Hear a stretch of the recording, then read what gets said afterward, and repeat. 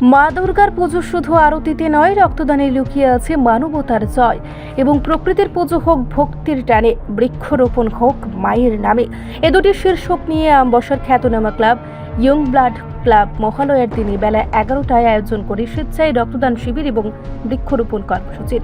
Young blood ক্লাবের আয়োজিত দুটি কর্মসূচিতে অতিথি হিসেবে উপস্থিত ছিলেন আমবাসা পৌর পরিষদের ভাইস চেয়ারম্যান গোপাল সূত্রধর, কাউন্সিলর অপু দেব, আমবাসা পঞ্চায়েত সমিতির সদস্য অজয় অধিকারী, ক্লাব সভাপতি রাজু শর্মা সহ অন্যান্যরা।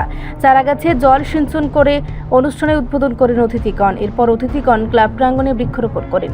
এদিন 22 জন রক্তদাতা স্বেচ্ছায় রক্তদান করেন। এই রক্তদানে ক্লাব সদস্যদের পাশাপাশি আমবাসা থানার কর্মরত পুলিশ অফিসার সহ অন্যান্য স্বেচ্ছায় রক্তদান অংশগ্রহণ করেন। বক্তব্য রাখতে গিয়ে গোপাল সূত্রধর বলেন, রক্তদান মহৎদান। রক্তদানে সকলকে এগিয়ে আসা প্রয়োজন। রক্তদানে রক্তদাতা যেমন সুস্থ থাকে, তেমনি মুমূর্ষু রোগীর প্রাণ রক্ষা করতে পারে। উভয় কর্মসূচিকে কেন্দ্র করে সকলের মধ্যে ছিল উৎসাহ। এই শুভ মহালয়ার দিনে ব্লাড ডোনেশন ক্যাম্পের মতো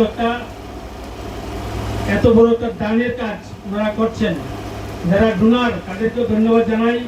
যারা ডোনারকে আমন্ত্রণ জানিয়ে এখানে এনেছেন আমাদের ক্লাবের সদস্যরা, আমি ওনাদেরকেও ধন্যবাদ জানাই। ওনারা ওই দিন গিয়েছিলেন আমার কাছে, বিভিন্ন বিষয়ে আলোচনা হয় ওনাদের সঙ্গে।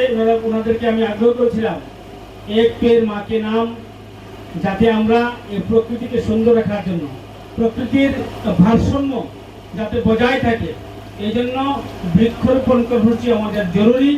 যদিও গ্লোবাল ওয়ার্মিং এর মধ্যেও আমাদেরকে এই কাজটিও করতে হয়, কারণ আমরা মানুষকে তো বাঁচতে হবে, আগে শ্বাস প্রশ্বাস নিতে হবে, তবেই না আমরা সুস্থ থাকবো। এই জন্য ওনারা এই দায়িত্ব নিয়েছেন, এই কাজটা করেছেন। আবারও ধন্যবাদ জানাই। আমি ধন্যবাদ জানাই আমাদের ক্লাবের ডাকে সাড়া দিয়ে পঞ্চায়েত সমিতির মাননীয় সদস্য অজয় অধিকারী মহোদয়। রিপোর্ট সংবাদ প্রতীক্ষা।